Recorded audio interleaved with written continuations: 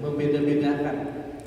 Ada usia 0 sampai 7 tahun, 0 sampai 6 tahun, ada 7 sampai 14 tahun, ada usia 14 sampai 21 tahun. Itu beda-beda treatment.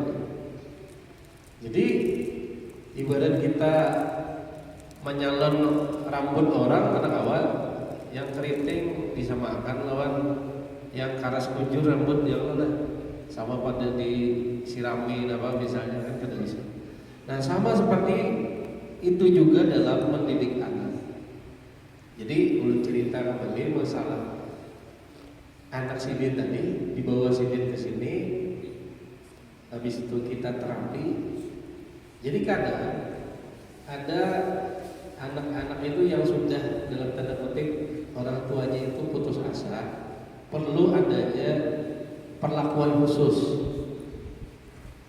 dengan orang yang tepat. Doa itu adalah sesuatu yang sangat utama untuk anak kita. Tapi pola dan cara kita apabila itu sudah terlanjur bertahun-tahun kita aplikasikan dengan anak kita, ini akan sangat berpengaruh terhadap anak pian tersebut. Akhirnya ulun tanya. Jadi ulun sebelum menterapi anak itu biasanya ulun tanya dulu kronologis. Kenapa sih anak pian ini kada mau sekolah, setahun di rumah aja, padahal pian baik aja.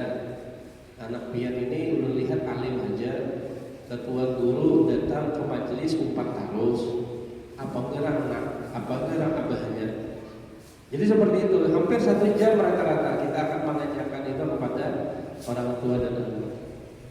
Jadi kesimpulan yang ulun ambil setelah ulun terapi saat itu, anaknya kita terapi, anaknya menangis, abahnya langsung kontak menangis juga dengan sugesti kata-kata yang kita masukkan ke dalam alam bawah sadar anak itu. Kesimpulannya salah.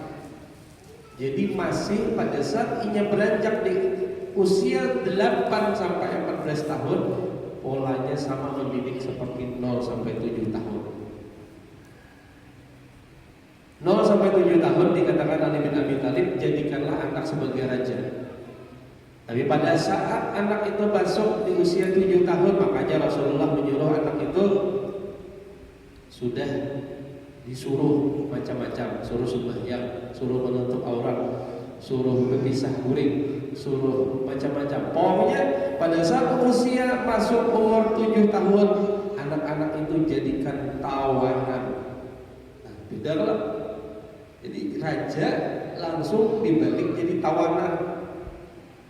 Artinya bila umur di atas 7 tahun itu berhak pian memamai, berhak pian memaksa, berhak pian mengarasi. Menangis kada masalah. Nah, kadang kalau lagi pakai pola raja, disayangi, diimpo-impo, guring lawan pian, kada boleh lagi. Karena beda fasenya. Jadikan dia tawanan. Lagi yang bibinian sudah mulai dibiasakan pakai jilbab. Sudah disuruh ini yang boleh, ini yang tidak boleh. Harus dijaga kekawanannya, harus diperhatikan tontonannya. Nah, karena anak-anak seperti ini dia akan lebih menilai kekawanannya daripada orang tuanya. Biar lihat-lihat. Anak kan tuh umur sudah 7-10 tahun tuh udah kuitan, sudah sempat lawan kuitan. Ini lawan kawan, bahkan kawan itu, nah makanya banyaknya geng-geng anak-anak yang rusuh itu bermulanya usia sekitar balik 10 tahun. Mulai itu nyemulah kelompok-kelompok. Kadang nyemulah grup-grup seorang di WhatsApp. Sampai di sini waktu anak bulu kumpulan di sini mengikuti HP, sangatnya nyemulah grup di sini nawar baca pengurus masjid Azikra Cilik. Jadi nyemulah geng juga pengurus masjid Azikra Cilik. Jadi kakak-kakak di sini boleh aja geng juga. Nah, artinya apa? Tidak bisa kita pungkiri saat ini anak-anak lebih cepat dewasa dibanding zaman pian dulu. Cilai ayah bunda. Zaman bahari kan ada handphone. Ibaratnya hendak bepada hendak lawan bibinian kan bahari bisa bersurat kan antara wani kada onjok wah ini ada handphone, tinggal di chat, tinggal di WA. Bahkan bahasanya wah ini random, bertamu kawan di grup manapun, wah ini bisa orang menawari macam-macam. Karena apa? Handphone ini sangat-sangat boleh dikatakan pengaruhnya signifikan terhadap perkembangan kita dan anak-anak kita. Gara-gara handphone bisa jadi anak kita acuh dengan dunia luar. Nah, akhirnya apa? Kada terbiasa aja minta maaf dapat sentuhan. Kenapa? Karena anak itu belajarnya di handphone. Handphone ini kan garis rata ini aja, picik-picik rata ini kan. Secara otomatis kan bahasanya kinestetiknya kan ada mengalami pengalaman-pengalaman yang berbeda. Lain kalau anak yang dididik di luar, bermain pasir, bermain batu, bermain apa namanya, apa petak umpet, bermainan apa namanya nih, tali-tali, main kaliangan dan lain-lain. Tapi kalau anak pian sudah dibuat nyaman, enjoy dan suka dengan mengurung diri di dalam rumah, bermain dengan handphone gadgetnya, scroll sana scroll sini, searching, browsing dan lain-lain dengan handphonenya, selamat, siap-siap biar lihat inyaranai. Tapi dibalik itu dia punya misi-misi yang kita tidak tahu akan bisa membahayakan kehidupan dia dan bisa menjadikan kita tidak bisa lagi membimbing anak kita. Nah, maka dari itu harus kita perhatikan. Nah sekarang bagaimana tahapan-tahapan tersebut? Ya, jadi kesimpulannya sebagai testimoni tadi dari yang kita coba bantu terapi tadi, hari Selasanya, hari Senin kan ingat ulun mau WA abahnya, kayak apa aja ulun anak pian sekolah lah sudah. Karena abahnya itu kelintiran sudah hari itu tuh pas minta terapi itu karena esok sudah mulai sekolahan. Ini sudah didaftarkan di sekolah yang keempat sudah. Dan khawatir bila esok tuh ada sekolah batal masa tahunan baca kada sekolah. Syukur alhamdulillah pada saat hari Rabu, Selasa itu ulun WA, hari Rabu abahnya membalas minta maaf Ustaz kada terbelasi pian alhamdulillah anak ulun sudah sekolah dan ada agak gugup-gugupnya, tapi inya ingat lawan apa yang pian sampaikan, bila inya gugup dimotivasi dengan ucapan memotivasi diri seorang. Ulun kuat, ulun siap, ulun bisa, ulun siap, ulun kuat, ulun bisa, ulun hendak sekolah, ulun hendak orang berprestasi, ulun kawat. Nah, ulun latih seperti itu semalam. Itu akhirnya meolahnya mau ke sekolahan dan malam ya inya saja hendak pada bertamu lagi. Nah, artinya ini bukan dari kita, ini semua semata-mata hidayah dari Allah. Dan kasus seperti ini tidak satu, ratusan bahkan ribuan yang kami coba bantu. Jadi kadang orang hanya mengandalkan diri sendiri dalam rangka mendidik anaknya tanpa mencari ilmu baru atau referensi-referensi dari orang-orang yang mungkin ada pengalaman tentang permasalahan anak ini. Dan maka dari itu perlu kita membuka diri untuk menimba pengalaman-pengalaman. Karena kalau kita nukar obat batuk aja gitu atau obat panel aja lah. Nah, kira-kira nukar obat batuk tuh pas dibuka pasti ada tulis apa kertas lola cara pakai, Nah, obat minta maaf kapanak misalnya. Kada nukar kebetulan jangan pasti ditulis. Jangan ditetes di mata, janganlah di telinga, kapanak janganlah. Kemudian apabila sakit berlanjut hubungi dokter, gitu kan? Nah, artinya apa? Artinya pian nukar obat maaf panau aja ada tata cara pakainya ya lah. Nah ibu-ibu nih minta maaf, pian dulu kawin, dan dipikirkan adalah sebuah kayak apa lah buku cara mendidik anak adalah jarang sekolah lah. Waktu kawin tuh apa aja no jujurannya, wah apa 7 bulanan, kayak apa kayaknya apa ngarannya bila hamil tuh kapan memeriksa, dia lah kok apa ngarannya bila nyoba anak kayaknya ngarannya siapa yang rame orang wah ini tren artis siapa yang terkenal supaya anak kayak artis juga. Jujur lah, kebanyakan dari kita tidak pernah mencari ilmu tentang kayak apa caranya buku panduan untuk mendidik anak. Tapi bahasa kasarnya asal ulah aja. Ya boleh. Padahal obat panal aja ada tata cara pakainya. Jakanya kita nih ilmu laduni nikah habis melahirkan tahu cara mendidik. Ada kita nih kan turun temurun. Pian ini mendidik anak pasti sedikit banyak belajar dari cara kuitan pian mendidik pian juga. Abahku dulu atau cuma milas talinga, milas juga kapona pembalasan, ya kan? Abahku dulu atau juga hambur-hambur, rumahku atau juga hambur-hambur, ya udah rumahku bahambur aja. Abah dulu menyuruh aja kalanggar sama sikit anak, aku udah kayak itu aja sudah, suruh sini suruh sana, ikam puasa nakanya jangan kayak abah ini kada puasa, ikam kalanggar nakanya abah ini sudah kayak ini, abah ini sudah mulai halus kada tapi kalanggar, ikam aja nakanya kalanggar, salah nggak? Salah besar. Anak itu kan mau jadi padahi. Anak itu adalah meneladani. Nah jadi ini buat ustazah yang belum diisi anak juga dan belum diisi laki lah bahasanya kan.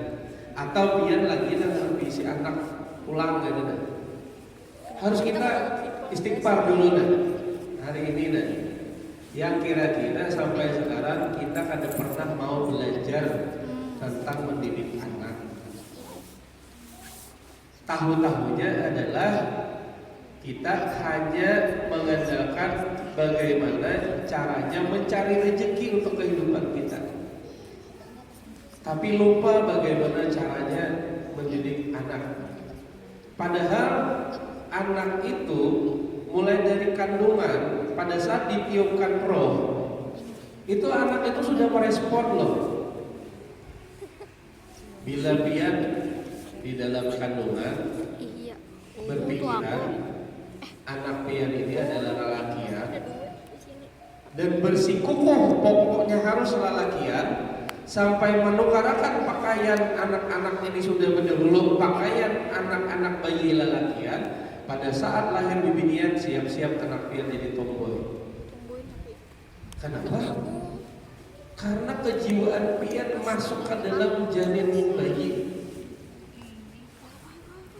Bila pian lagi hamil, katuju bakal lagi bertengkar suami istri, rancak mengatakan kata-kata kotor, jarang membaca Al-Quran apalagi bersalawat kepada Rasulullah, selalu mengeluh hidup, bahkan akhirnya seakan-akan tidak menerima kehadiran bayi di dalam kandungan pian karena pian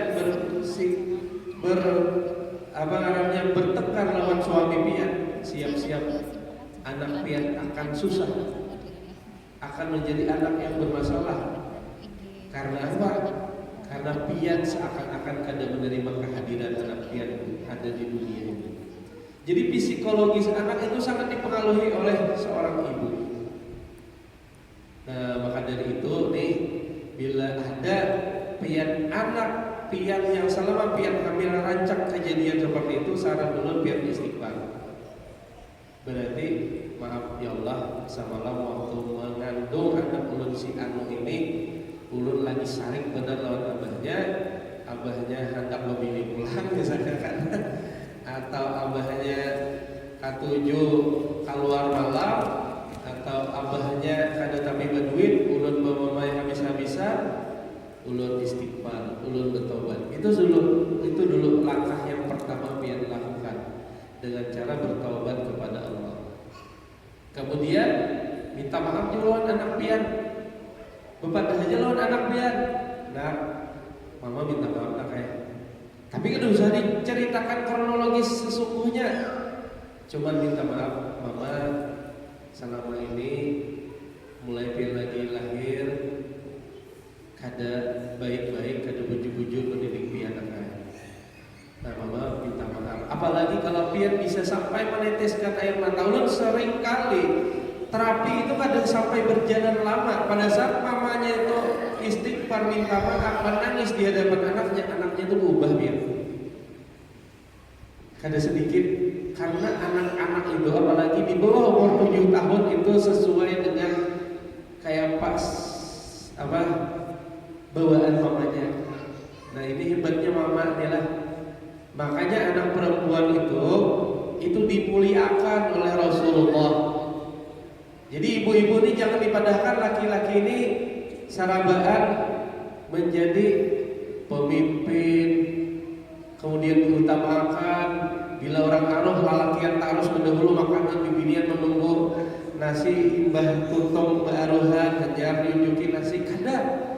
Kalau Rasulullah memadahkan bibinian itu lebih utama, dalam artian itu memuji bibinian itu luar biasa.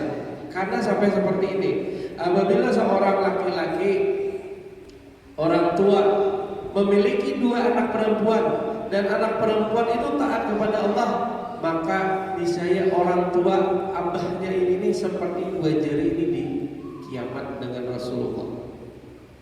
Jadi berarti abah itu harus sayang benar lawan anak bibinian. Bahkan anak bibinian itu belum sampai inya nikah, selama inya belum sampai nikah, anak bibinian itu dosa anak bibinian itu juga ditanggung oleh dosanya oleh abahnya. Ini luar biasanya anak bibinian. Saking diperhatikan oleh Rasulullah. Bahkan bila berisi 2 anak bibinian, di situ awalnya 3 ditakoni Nabi. Apa dipadahkan Nabi ibadah sahabat ketakon mendua aja peng anak ulun bibinian. Sama aja Rasulullah. Sama kalau anak ikam taat kepada Allah, kemudian kada melakukan maksiat, kada berpacaran jauh sampai terjadinya hal yang mungkar, sampai berzina dan lain-lain, anak bibinian pian sampai ia menikah, niscaya orang tuanya abahnya itu akan dimasukkan ke dalam surga sebagaimana aku dan inya itu seperti 2 jari ini. Nah, jadi untung pian anak bibinian berbego. Nah, pas benar ulun 2 juga. Nah, jadi seperti itu. Nah, kalau laki sudah lain kisahnya jauh, bahasanya itu memang juga sama-sama dimuliakan oleh Allah. Nah, kemudian dalam masalah tadi di dalam kandungan, artinya orang tuanya disarankan nih kalau ada program anak pulang nih, kalau kan anak pulang anak, kalau bisa mamanya rajin membaca Al-Quran. Kalau anak disetting hendak menjadi hafiz Al-Quran. Dulu alhamdulillah ulun waktu mengandung lain ulun mengandung lah, mamanya mengandung kakan-kakan itu lagi trennya one day one juice. Jadinya setoran lawan nungguan ibu-ibu tadi. Jadi alhamdulillah sehari sejus dibacakan, dan membaca itu jangan begini sambil dianuakan. Namun yang ada abahnya juga membaca diparakakan lawan perut bumil ini. Niscaya anaknya akan merespon dan insya Allah akan mudah menjadi menghafal Al-Quran dan faqih terhadap ilmu agama. Nah, pada saat terlahir ya seperti biasa, kita yang pertama diberi nama yang baik ya. Jadi saran ulun, budaya yang salah itu kurangi, bahkan tinggalkan. Minta maaf, betul 7 bulanan itu kurang bagus sebetulnya menurut Islam. Tapi budaya kita agak keliru. Di situ aurat pian kelihatan. Pian betul 7 bulanan namun nonton lelakian pian mandi kawalah berjilbab. Nah, ini salah. Tapi budaya, tapi mungkin dikat aja ini. Maksud dulu di internal kita. Saran ulun kurangi masalah-masalah yang kayak itu. Kalau terbuka aurat sama aja mendidik anak pian ini terbuka aurat di dalam paut pian mandi ditonton orang. Jadi ada budaya yang harus dipilih-pilih juga. Maksud ulun keselamatan aja itu. Pada saat sudah tahu jadi sekelamin anak pian seperti ini ya sudah. Kata ustaz, kata ulama, anak pian itu terlahir binian atau lakian itu jangan pernah disesali. Itu sudah sesuai dengan kemampuan pian. Dan itu skenario Allah yang terbaik untuk pian. Nah, ini hati-hati pian lah. Kenapalah anak ulun pertama binian. Bila pian ada komplain lawan itu berarti komplain dengan takdir Allah. Semua takdir Allah itu baik. Yang kada baik itu kita yang merespon takdir Allah. Ini adalah prinsip hidup kita juga. Ustazah termasuk nih, ibu-ibu, bapak-bapak nih, biar dihadapkan dengan kehidupan seperti ini. Jangan pernah menyalahkan takdir. Sesungguhnya yang salah itu adalah diri kita. Makanya kita disuruh istighfar. Aku salah di luar ini. Jadi maksudnya tuh yang salah tuh kita yang harus memperbaiki. Yang di luar ini takdir Allah benar. Jangan mencari yang kesalahan. Nah, ini yang kurang bagus juga dididik kepada anak. Misalnya anak rabah yang disalahkan adalah batu atau pohon atau sepeda atau kucing yang dipukul. Ini sudah salah. Mendidik anak menjadi kada bisa bertanggung jawab terhadap dirinya seorang, selalu mencari-cari kesalahan orang lain dan tidak mau mengakui dirinya salah. Ini banyak terjadi di kuitan kita. Nah, naklah, rabah pianlah di dasar batu nih. Nah, dibabang sudah batunya. Nah, dipukul sudah. Lucu, punjur lucu, tapi salah dalam mendidik anak. Atau pian membentaknya dengan kata-kata yang kotor. Dan sekarang pian sering melihat orang itu latah. Latahnya itu malah latah-latah yang kata-kata yang kotor. Ini adalah dadakan didikan sejak lagi halus. Abah mamanya katunjuk mengatakan yang kotor. Makanya ulun suka lawan ustaz yang kadang-kadang berkata-kata kotor, apalagi di dalam masjid. Ada ustaz yang sebagian yang katanya berkata-kata kotor atau yang kada bagus di dalam masjid. Ulun kurang menyetujui seperti itu. Jadi kata-kata kotor itu jangan dibiasakan kepada anak. Ya, bahkan kalau kita olah rekaman aja kata-kata itu kan cek, ya kan nggak ada sensor ya. Kalau artinya kita hanya disensor, tapi kita menyambat itu berarti kita ini tanpa sensor lah. Jadi mulai hari ini kata-kata kotor. Nah, hindari mencari pembenaran buat anak atau berbohong. Contoh, pian misalnya ada acara, kemudian pian berbohong. Nah, ini misalnya kayak Abizar. Ini usia di bawah Abizar berapa tahun? 8. Nah, kayak Abizar, abahnya misalnya deh, menjali misalnya. Kapan nabian bah? Saking hendak supaya anak ini kada menangis, tapi Abizar ini kan sudah paham. Anggaplah umur 4 tahun, 3 tahun. Mamanya bebadah, mama setuman aja. Mama hendak kamu kasih tunah setuman. Paling 10 menit naknya datang. Tahu-tahu 5 jam hanya datang. Berarti anak dilajari berbohong. Pian harus menangis mendengar anak itu apa adanya. Bila pian memang hendak tulang ke arisan, ke majelis taklim, sampaikan. Nak, mama hendak ke majelis taklim mulai jam 2, nakai bulik kena insya Allah jam 5. Doakan mama naklah. Ibatuinya menangis melapasakan kita kada masalah. Tarik aja, dudukakan aja, lawan abahnya, lawan siapa, ditinggal kada masalah. Lebih baik seperti itu, dipisah lawan abahnya dalam kondisi menangis tapi kada dibohongi, daripada pian melapasakan itu dengan cara membohongi. Abah satu menit aja nakai, itu kasih itu kamu kasih itu, kayaknya paling 10 menit datang. Nah, ini melatih anak kita berbohong. Kan banyak benar kalau yang tak salah-salah di dalam kehidupan kita, dan ini juga terjadi bagi guru-guru kita di sekolahan.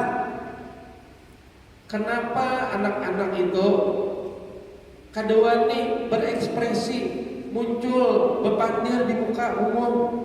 Karena pada saat anak itu salah, ibunya juga langsung salah, disuram, disupanakannya di hadapan kawannya yang lain.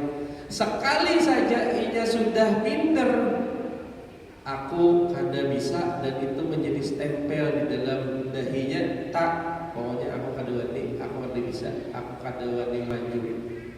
Dan itu kadang diajarkan oleh guru-guru kita.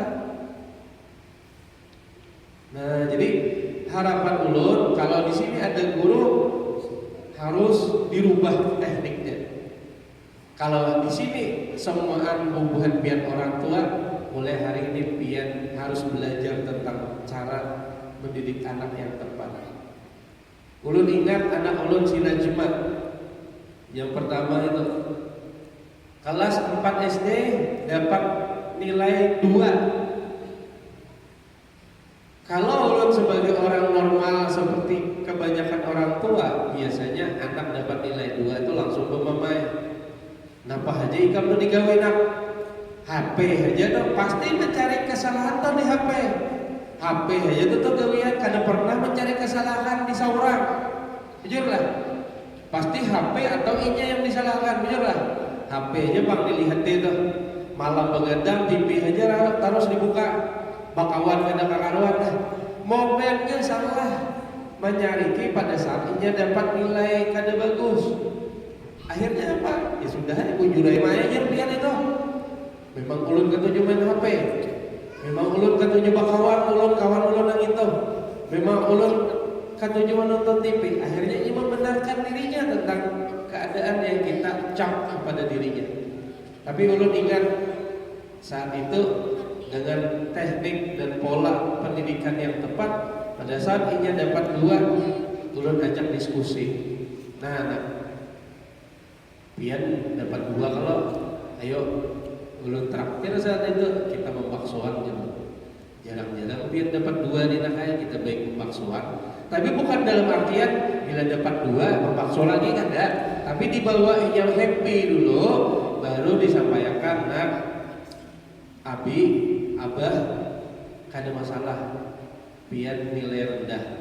Tapi abah sesungguhnya tahu pian ini punya kemampuan baik, punya talenta, punya potensi. Jadi nih nilai 2 ini abah bawa membakso ini sekali ini aja, insya Allah kan pernah akan lagi terjadi di dalam diri pian. Yang memang benar, alhamdulillah itu tidak pernah terjadi lagi. Dan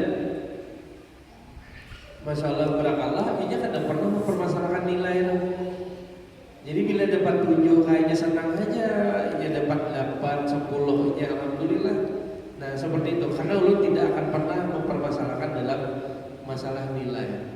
Nah jadi kita kembali ke permasalahan pada saat kita usia 0 sampai 7 tahun tadi, bangunlah kedekatan dengan anak. Pada saat anak terlahir, yang masih paham itu adalah pendengaran bukan penglihatan. Berarti pada saat punya bayi, sering-seringlah dengarkan dengan ayat-ayat Al-Quran, ceramah-ceramah, jangan dangdut, jangan suara-suara film yang berisik sampai ia terbawa dalam guringnya. Itu harus kita hilangkan dari kebiasaan kita sampai TV ini berjalan aja. Iya, guring di muka TV itu mulai sekarang tolong dihindarkan.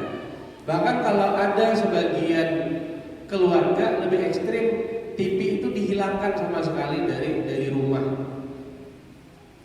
sementara waktu.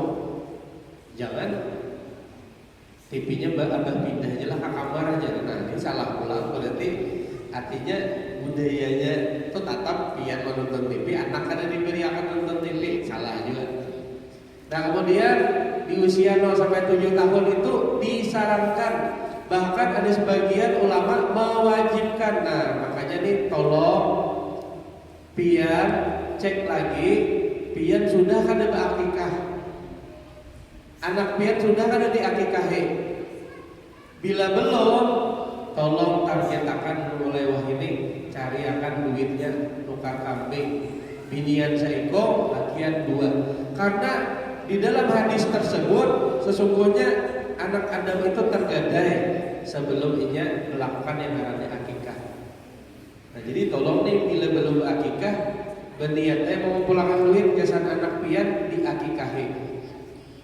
Bila belum akikah harus diakikahi. Karena ada yang menghukuminya sampai mendekati wajib. Kemudian anak itu beri nama yang bagus. Bahkan Rasulullah tidak segan-segan mengubah nama seseorang bila ternyata makna dari nama tersebut kada baik. Nah, cek dulu ngaran pian nih sampai wah ini bagus aja lah atau ada masalah kah? Bila pian ada masalah, berganti ngaran. Bila anak pian bermasalah, tapi masuk dulu, polanya ubah dulu. Bila masih bermasalah, cari maknanya. Kalau namanya kurang baik, tolong dibaiki, diubah aja ngarannya. Kada masalah kita berganti ngaran. Ya Allah. Nah, kemudian di usia 0 sampai 7 tahun ini kita berikanlah keteladanan lebih banyak, jangan suruhan. Ajab, inya anak pian ini umpat abahnya kelanggar. Mun abahnya kada tapi kelanggar abangnya pian. Pian ae beristilah beulah mihrab di rumah. Jadi mihrab tempat pasahapan beristilah cari sisi rumah itu. Ini disarankan oleh ulama, usahakan di rumah pian tuh ada mihrab yang khususan. Karena di mihrab itu ternyata menurut cerita sirahnya Maryam, di mihrab lah itulah tempatnya turun rezeki yang banyak dan di situ kabulnya doa. Lawan tolong di mihrab itu jangan ditempatkan tempat nang gawian kada pas. Menonton HP membuka status kada usah di mihrab. Kenapa? Mihrab itu kita khususkan sebagai tempat kita bermunajat lawan Allah. Nah, bismillah ini kita ada istilah di ujung rumah kan. Walaupun sehamparan sajadah, ulah boleh. Gasan pian sembahyang, gasan abahnya sembahyang, gasan anak pian berjamaah sembahyang, di situ melihat pian sembahyang, berkhusus. Jangan para WC. Berkhusus lah. Entah di peparang tangga, entah para ruang tamu kan khusus ulah mihrab. Karena salah satu kata ulama itu mengatakan bahwasanya gara-gara Maryam itu senantiasa bermunajat di mihrab itu kan Maryam kan karena kawan jadi kaum. Maryam kan bibinian, tapi karena beliau senantiasa bermunajat di mihrab, maka di situ turun langsung dari langit makanan, minuman. Jadi dijamin rezeki. Siti Maryam itu dijamin rezekinya gara-gara apa? Gara-gara berdiam diri di mihrab aja. Nah, jadi ulah mihrab di rumah beliau. Kemudian ulun minta waktu 5 menit lagi. Kemudian di usia 0 sampai 7 tahun tadi, nama sudah, keteladanan sudah, dijadikan raja tadi. Artinya anak pian sebagai raja itu, tapi jadikan inya hal-hal yang sifatnya mendidik.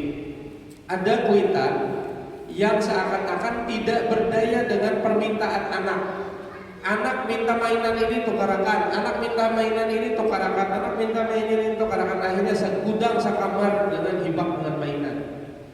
Dan di sini mengajarkan kepada anak, artinya inya menjadi anak yang pemboros dan anak yang bisa mengatur-ngatur dengan siapapun. Hati-hati Bu. Ini harus kita beri pemahaman. Makanya kadang sedikit minta maaf, kadang minta maaf. Kenapa aja Ustaz kami mendidik anak-anak di sekolah Islam yang anak-anaknya anak-anak orang sugih lebih kali daripada anak-anak yang di sekolahan itu anak-anak orang biasa aja.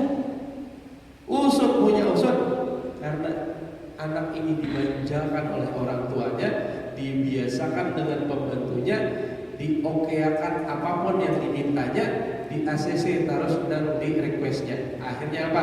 Anak-anak itu akhirnya susah diatur. Dan ini adalah yang berkisah lawan ulun ini adalah ustadz kawan ulun yang di sekolah Islam yang terkenal di Kalimantan Selatan.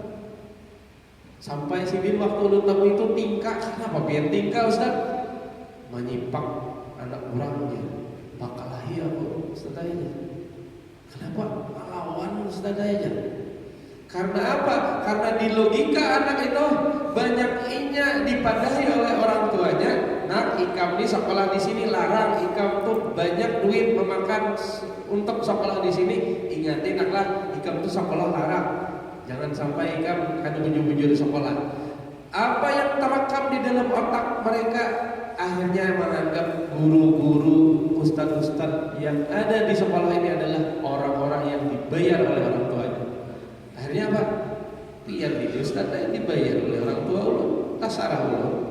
Nah, ini hati-hati. Makanya kadang kita berkah aja hidup terlahir dari orang tua yang sederhana itu berkah. Karena kita ini pasien. Kadang apabila kita ini terlahir dari orang sugih, abah kita asal tokarakan ini, tokarakan itu, tokarakan ini, kadang pernah kita ditangati, kadang pernah kita disuruh menahan diri. Untuk apa permintaan kita selalu dikabulkan? Siap-siap kita menjadi anak yang bisa melawan kada bakti, kada taat lawan paguruan, apalagi orang tua. Kemudian berikutnya ajarkan anak hormat terhadap kita. Sebelum itu adalah ajarkan anak kita itu untuk mencintai Allah dan Rasulnya. Kurangi kebiasaan memberikan kata-kata ikam bilaka itu disariki Allah. Itu salah. Ini kata-kata itu kadang dipakai oleh orang tua dalam rangka untuk menakut-nakuti anak. Padahal Allah itu dicintai, jangan urusan menyariki terus. Bangun bahasa cinta kepada anak untuk cinta kepada Allah, Rasul, dan apa ngarannya orang tua. Kalau hendak membahasakan menakutani anak itu dengan bukan dengan Allahnya, wujud atau sifat Allahnya, tapi dengan benda yang diciptakan Allah. Kayak apa caranya? Takutkanlah inya dengan nerakanya Allah, bukan dengan Allahnya. Mana? Dikarenakan bilanya anu kaina dimasukkan Allah ke api neraka biar kaina bisa sakit apa ngarannya disiksa Allah. Jadi bukan dengan Allahnya, tapi dengan ciptaan Allahnya. Berupa ada yang namanya tempat yaitu neraka. Ini jangan sedikit-dikit, ini nakal, karena disaringi Allah. Nih kada anu, nah Allah kada suka kayak itu. Kurangi kata-kata seperti itu. Lebih baik mama kada suka yang kayak itu. Mama dapat pelajaran dari Rasulullah bahwa Allah melalui Rasulullah memerintahkan kita kada boleh yang seperti ini nakal. Jadinya harus disambungkan dengan Rasulullah, Rasulullah, disambungkan terus sehingga anak kita itu mengenal siapa itu Rasulullah, siapa itu Allah. Jangan kita kada tahu dilempar ke Allah. Ini kada tahu lah, ini karena disariki Allah. Kita akhirnya bahasanya itu melempar saja tanggung jawab. Tapi kalau seandainya kata-katanya kayak ini, yang mama tahu nakai dari Nabi memerintahkan kita perbuatan nangka ini boros kada boleh nakai. Kada apa wani lawan orang tua, kada ada lawan kita tuh jar Nabi kada boleh. Mama dapat dari Nabi yang itulah yang dikatakan oleh Allah kepada kita. Nah, jadi supaya apa?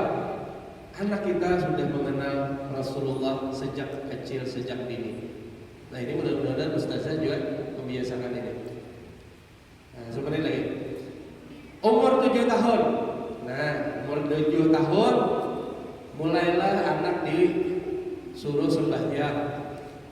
Apabila sampai umur 10 tahun ia pada sembahyang, maka boleh dipukul. Nah, makanya tadi jadikanlah Ali bin Abi Thalib pada saat umur anak masuk ke 7 tahun, jadikan ia tawanan.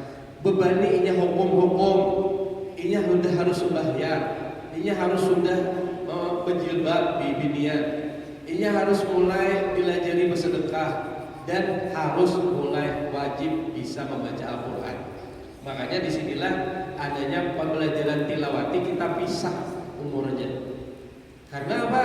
Karena di pembelajaran tilawati yang 0 sampai 7 tahun ini itu lebih banyak di dunia bermainnya karena ia masih menjadi raja. Apapun yang dia lakukan masih kita lihat akan lebih banyak. Di usia 7, 8 tahun sampai 14 tahun ia sudah menjadi tawanan kita. Ustazah boleh memaksainya, mengerasinya lebih pressure dan boleh menghukuminya. Bila ada kata-kata kotor yang diucapkannya, hukuminya. Bila ada kata-kata kotor yang kada baik darinya, bisa panggil orang tuanya. Kita terapi sama-sama anaknya. Bila ia masih melakukan sesuatu yang kada baik itu, kita beri SP, surat peringatan. Supaya apa? Supaya anak kita ini mau menurut, karena ini adalah wajib ditawan oleh kita. Dan terakhir, usia 14 sampai 21 tahun jadikanlah dia sebagai sahabat. Jadi bila dia berisi anak bujang umur 14 sampai 21 tahun, jadikannya partner sebagai sahabat. Berdiskusian, bawa bandiran. Jadi lebih baik sharing, jangan tapi banyak dipadahi. Usia 14 tahun ini ia sumpan. Di antar mamanya di sekolahan sampai ke muka sekolahan dia sumpan.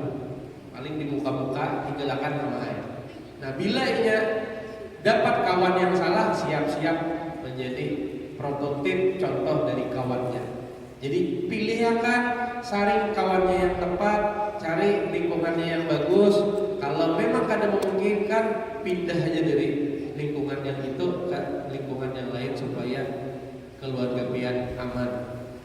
Dan makanya dari itu kadang sampai-sampai disuruh orang tua itu kalau bisa sampai umur 21 tahun anak itu mamanya itu berkawan, jangan begawi aja.